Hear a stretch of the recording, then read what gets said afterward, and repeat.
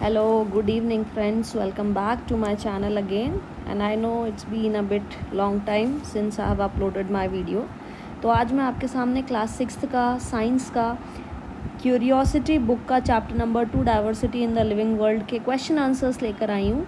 तो चलिए हम डिस्कस करते हैं. क्वेश्चन नंबर 1 है, here are 2 types of seeds. आपको 2 टाइप के सीड्स दिखाई दे रहे हैं. पहला है वीट और दूसरा है किडनी बीन्स. किडनी बीन्स को हम आम भाषा में राजमा कहते हैं और वीट गेहूं होता है. तो इन्होंने हमसे पूछा है what differences do you find among the roots. इन दोनों के बीच में क्या अंतर है वो हमें बताना है.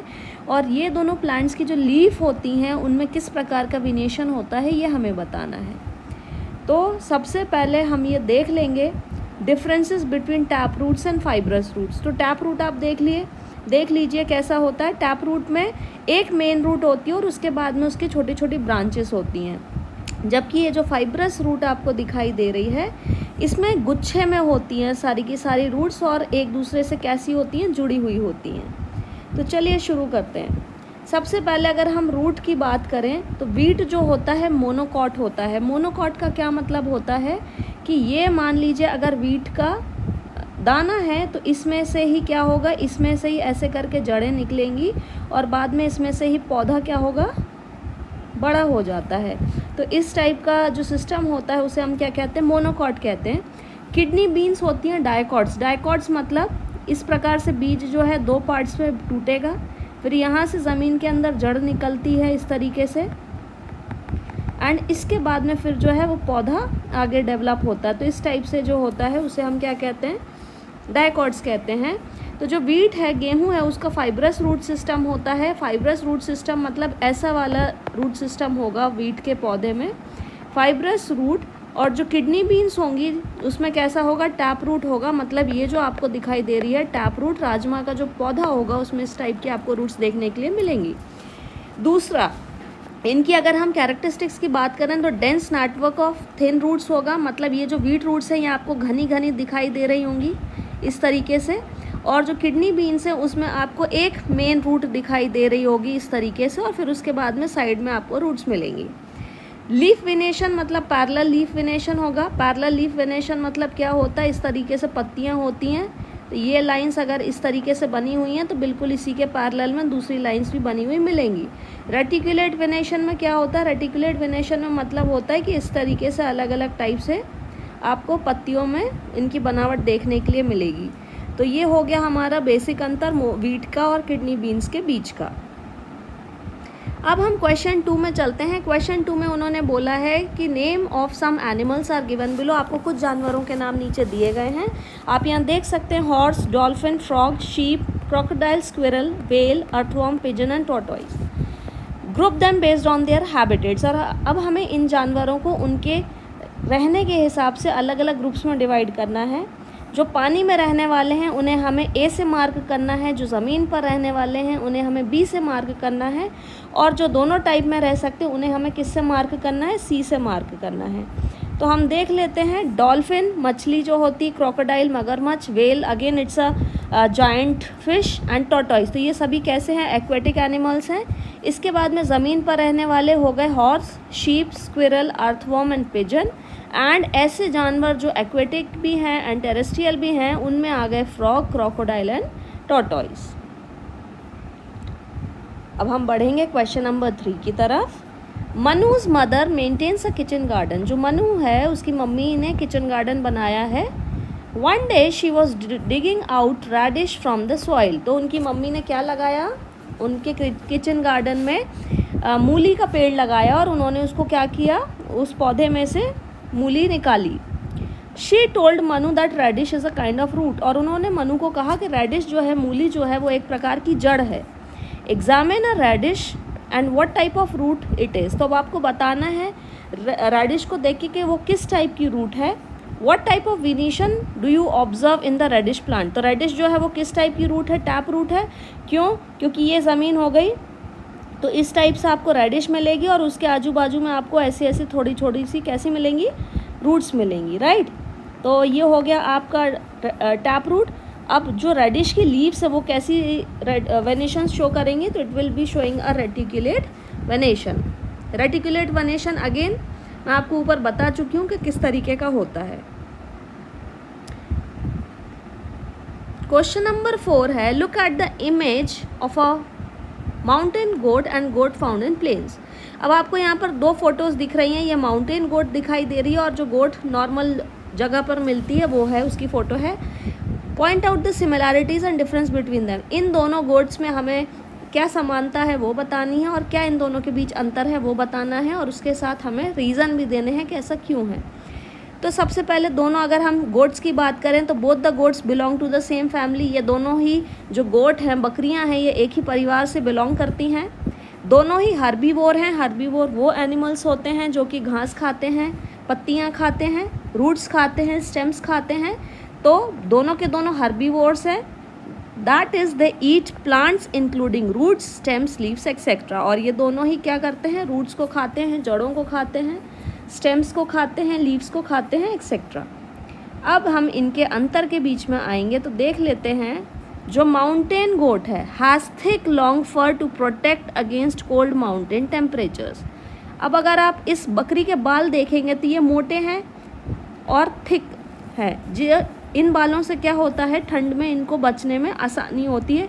जबकि अगर आप इस वाली गोट को देखेंगे तो इसके जो फर हैं उसके उतने ज़्यादा नहीं मिलेंगे जितने कि माउंटेन गोट में मिलेंगे। तो पहला पॉइंट वही है कि has shorter fur suited for warmer climates. Second है, generally stockier and more muscular adapted for climbing rocky terrains. अब ये जो है इसकी बनावट, इसकी बॉडी की बनावट इस तरीके से होती है, थोड़ी सी हेल्दी होती है ताकि ये माउंटेन रीजन्स में अपने आप को अडेप्ट कर सके और चलने फिरने में इसको आसानी हो। जबकि जो नॉर्मल प्लेन जगह की गोट होती है वो पतली होती है, build suitable for flat and open areas. Specialised hooves with a rough structure for better grip on rocky surfaces. अब अगर आप इसके पैरों की बनावट देखेंगे तो ये जो है ये कैसी होती हैं, यहाँ लिखा हुआ है कि हूफ्स उनके अलग तरीके से बनाए जाते हैं जिससे उनको रफ सरफेसेस पे, पथरीली जगह पे अच्छी ग्रिप मिल सके। और hooves more suited for walking on flat and grassy lands. और इनके हूफ्स जो हैं वो उतने स्पेशलाइज्ड नहीं होते हैं। तो आई होप आपको क्वेश्चन नंबर 4 समझ आ गया होगा। Question number 5 is, group the following animals into 2 groups based on their feature other than those discussed in the chapter: cow, cockroach, pigeon, bat, tortoise, whale, fish, grasshopper and lizard। तो अब हम उनको अलग अलग groups पर डालेंगे। तो उड़ने के हिसाब से अगर हम पहले उनको ग्रुप करें तो ज़्यादा हाइट पे कौन कौन से एनिमल्स जो हैं वो उड़ सकते हैं। तो पहला हो जाएगा आपका पिजन एंड दूसरा हो जाएगा आपका बैट। अब नॉन फ्लाइंग एनिमल्स जो हैं वो कौन कौन से हैं जो उड़ नहीं सकते हैं, वो है हमारा cow, cockroach, tortoise, whale, fish, grasshopper and lizard.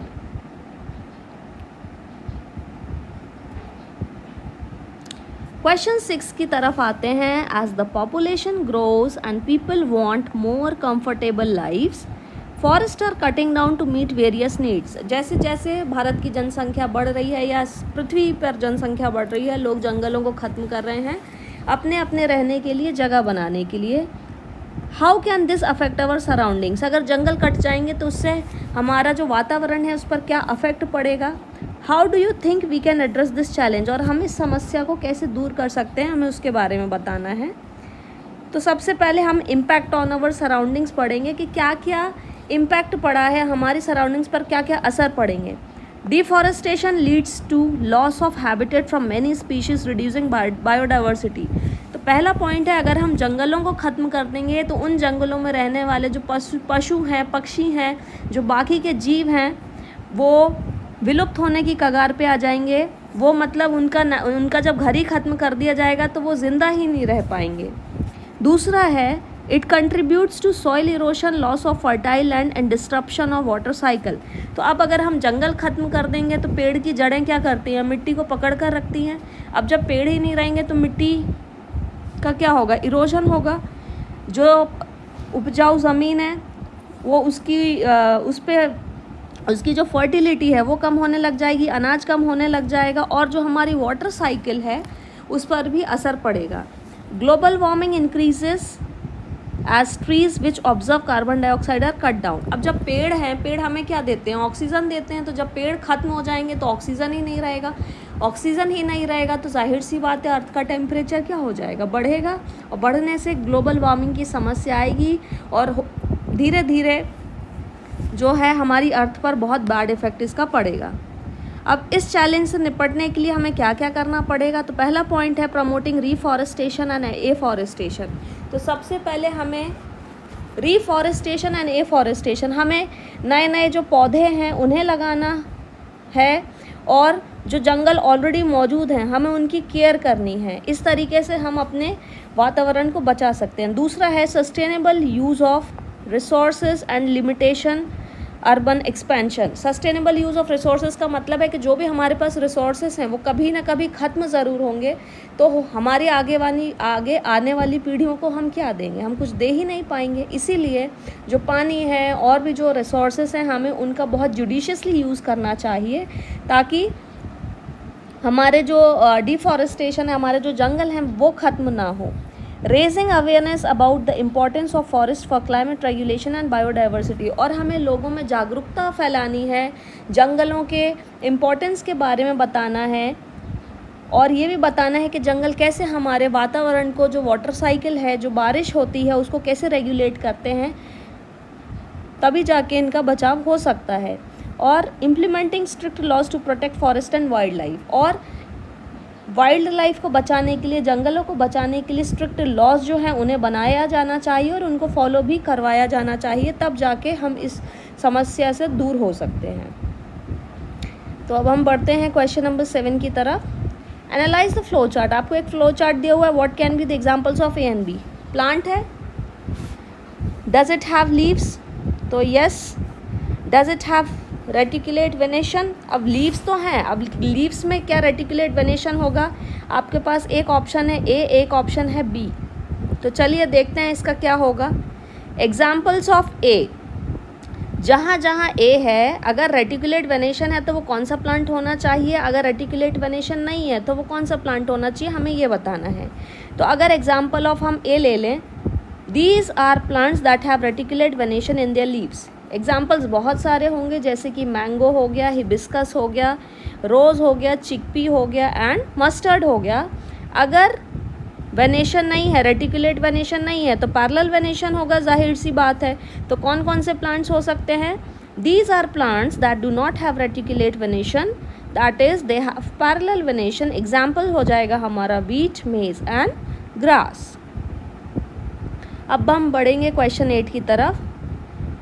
Raj argues his friend Sanjay that गुड़हल plant is a shrub. Raj ने क्या किया, अपने दोस्त संजय से एक डिस्कशन किया कि जो गुड़हल का प्लांट होता है वो एक श्रब है। What questions can Sanjay ask for clarification. अब संजय राज से इसी चीज़ के लिए कौन कौन से क्वेश्चन पूछ सकता है, तो चलिए बढ़ते हैं। तो संजय पूछ सकता है कि what is the height of a गुड़हल प्लांट। जो गुड़हल का पेड़ है, हिबिस्कस प्लांट है, उसकी हाइट कितनी है, क्या वो मीडियम साइज़ है या फिर लंबा है। दूसरा सवाल वो पूछ सकता है, does the plant have woody stem branching near the ground like shrubs. तो अगर गुड़हल का जो पेड़ है क्या उसकी वुडी स्टेम है और वो क्या ज़मीन के पास से ब्रांचेस उसकी निकल रही हैं। तीसरा सवाल वो पूछ सकता है, आर द स्टेम्स हार्ड, क्या उसकी स्टेम जो है वो हार्ड है। Do they have multiple branches. चौथा वो सवाल पूछेगा, how is the stem thickness, जो स्टेम है उसकी मोटाई कितनी है। Does it resemble the features of shrub, और क्या गुड़हल का जो पेड़ है उसके फीचर्स शब से मैच कर रहे हैं। तो इस तरीके के सवाल जो है संजय राज से पूछ सकता है। क्वेश्चन 9 देख लेते हैं। Based on the information in the table find out examples of these plants of each group. तो आपको क्या क्या दिया हुआ है, types of seed, type of root. Dicot का क्या मतलब होता है, ऐसे वाले सीड्स जो कि दो पार्ट्स में टूट जाते हैं। तो अभी हमने ऊपर क्वेश्चन नंबर 1 में डिस्कस किया। एक हो गया है हमारा क्या, राजमा, एक हो गया हमारा चिकपी, एक हो गया हमारा नॉर्मल पी, एक हो गया हमारा मूंग दाल।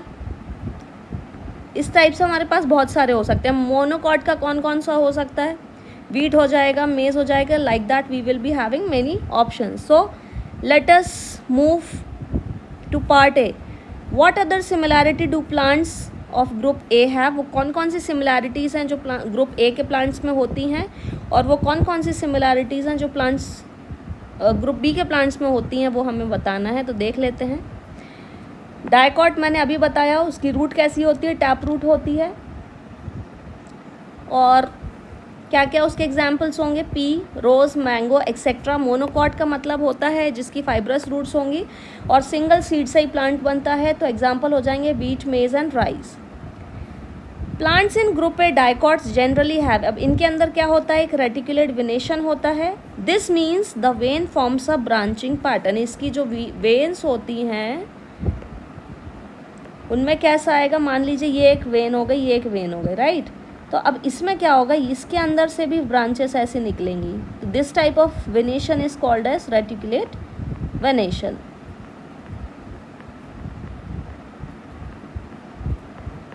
इस टाइप से आपको देखने के लिए मिलेगा. ग्रुप बी जो है, monocots typically have parallel venation in their leaves and veins run parallel along the week. अब मान लीजिए मैं एक इस प्रकार से एक एग्जांपल ले रही हूँ लीफ का.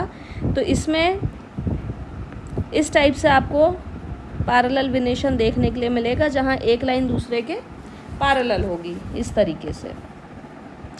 क्वेश्चन नंबर 10 है, observe the labelled part of the duck in the picture given below. What differences do you observe in the feet of the duck compared to the other birds? आपको यहाँ पर देखिए bird duck दी हुई है और एक normal pigeon दिया हुआ है. इन दोनों के बीच में आपको अंतर बताना है. डक के जो फीट हैं वो वेब्ड फीट हैं, जबकि पिजन के फीट जो हैं वो वेब्ड फीट नहीं हैं. Which activity would the duck be able to perform using this part? तो वो कौन सी एक्टिविटी है जो डक इन पैरों की मदद से परफॉर्म कर सकती है और पिजन नहीं कर सकता, हमें उसके बारे में बताना है. तो सबसे पहले ducks have webbed feet. Webbed feet का मतलब इस तरीके से आप देख पा रहे होंगे उनकी डिज़ाइन होती है जिसके कारण उनको तैरने में मदद मिलती है. The webbing helps them push water efficiently making them excellent swimmers. और इन्हीं पैरों के कारण डक्स जो हैं एक्सीलेंट स्विमर्स बन जाती हैं. पिजन्स जो होते हैं उनके नॉर्मल पैर होते हैं जिसमें वेब्ड फूट नहीं होता है, जिसके कारण वो आराम से चल पाते हैं ज़मीन पर. Their feets are suited for gripping branches and walking on solid surfaces. तो जो पिजन है वो आराम से पेड़ की टहनियों को पकड़ सकता है, ज़मीन पर पड़ी हुई चीज़ों को उठा सकता है, जबकि डक अपने वेब्ड फीट का यूज़ उस काम के लिए नहीं कर सकती है. अब हम देखेंगे activity that a duck can perform using its webbed feet but not a pigeon. तो ducks can swim efficiently in water due to the webbed feet which act as paddles. तो duck जो है वो अपने webbed feet की मदद से पानी में आराम से तैर सकती है, और वो जो उसके webbed feet हैं वो एक पैडल की तरह काम करते हैं.